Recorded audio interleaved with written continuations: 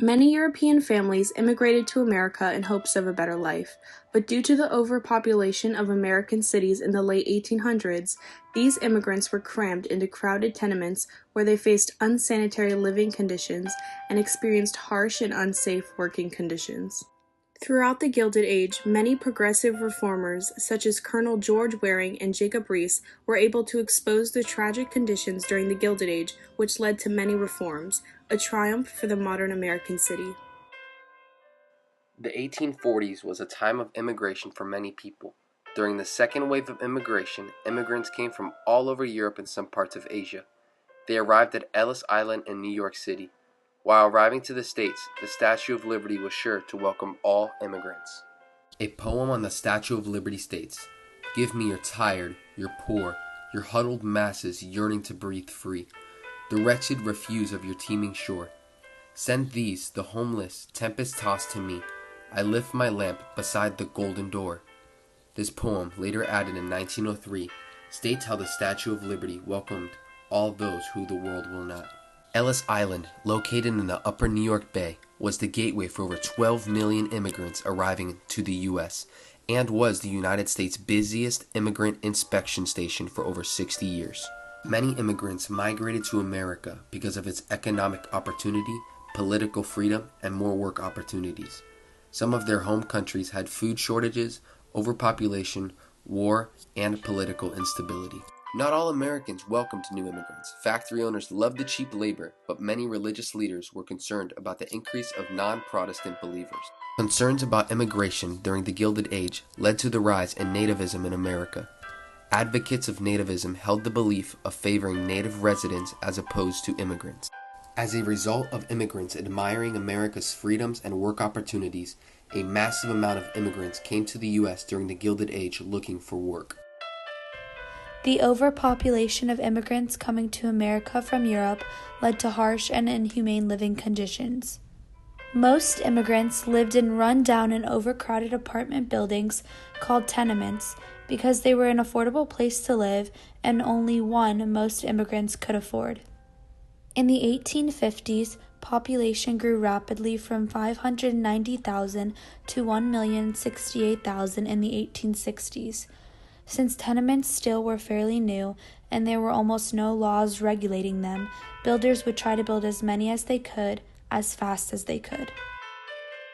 People were crowded in. There were windowless tenements. Sometimes you had no internal plumbing, just privies in the basement, in the backyard. And the Lower East Side during these years was the single most crowded place in the entire world. Many tenements did not have indoor bathrooms, and if they did, 5 to 6 families shared one toilet. Most shared outhouses in the yard that were not connected to a sewage system and would fill the streets. Have none of them. No, they didn't have none of that. There was a lot of things missing those days. A lot. You can't compare what they went through and what we are today. You can't compare. It's altogether different, another world. Oh, I've seen in New York, when I went to work, yes. They said bags, they used to put paper bags. And that was their trash. Nearly 40,000 people a year died in New York City from disease, poor living conditions, and contamination from the tenements. Although this was all heartbreaking for America, reformers such as Jacob Riis and Colonel Waring played a huge part in fixing this issue. Jacob Riis, an American newspaper reporter, social reformer, and photographer who with his book How the Other Half Lives shocked his readers with pictures of the slum conditions in New York City. Riis immigrated to the United States from Denmark at the age of 21 and held various jobs in the city. In 1873, he became a police reporter assigned to New York City's Lower East Side, where he found that in some tenements, the infant death rate was 1 in 10. By the late 1880s, Riis had begun photographing the interiors and exteriors of New York slums with a flash lamp.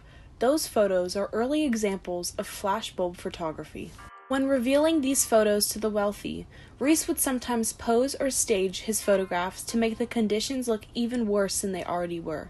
He wanted his photos to shock the audience by creating a strong and moving visual, like men living in dumps or children playing in filthy streets.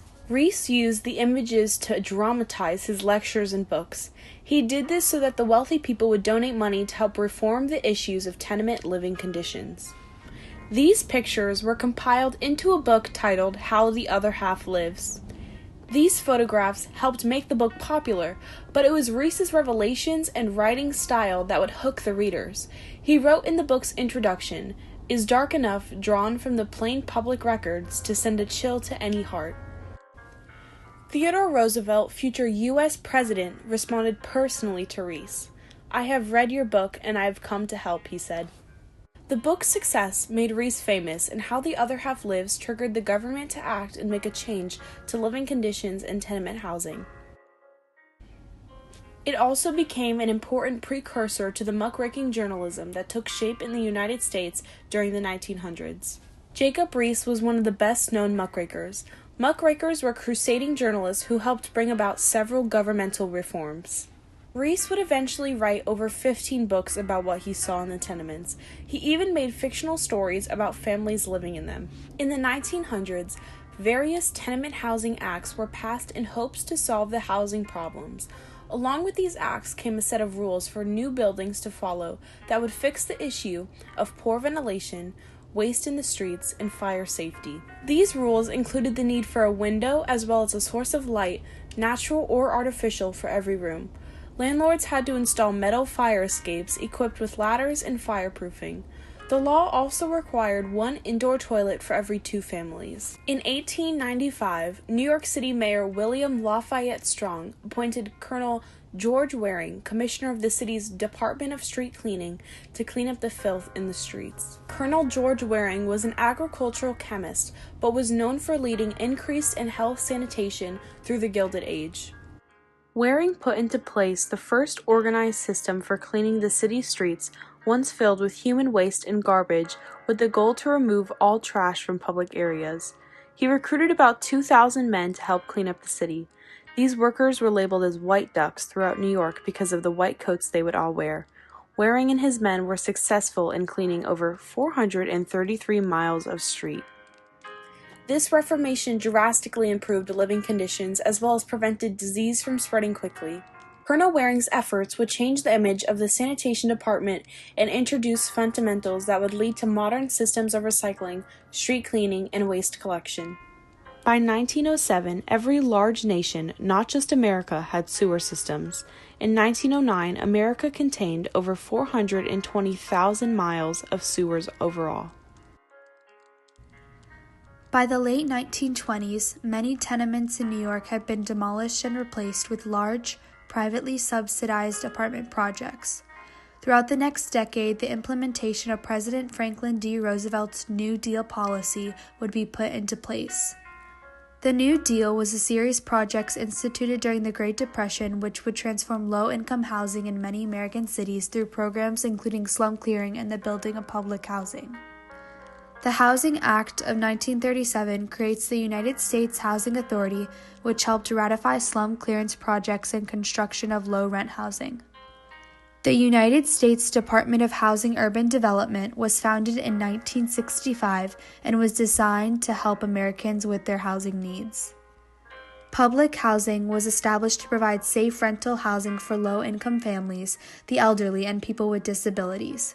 There are approximately 1.2 million families living in public housing units. The U.S. Department of Housing and Urban Development administers federal aid to local housing agencies that manage the housing for low-income residents at rents they can afford. The Fair Housing Act prohibits landlords from discriminating against tenants based on race, gender, religion, national origin, familial status, or color. The new Americans of the 20th century who were once treated poorly, harshly, and unfairly were eventually given another chance to a life full of greater value and new opportunities. This was made possible due to the influence of major progressors such as Jacob Riis and Colonel George Waring, along with the modifications made to the law. Yes, it all about it. It does get you more strength, and you learn a lot from others, how others did and how they carried on, and then you take it from there and you learn their ways practically, And that's it.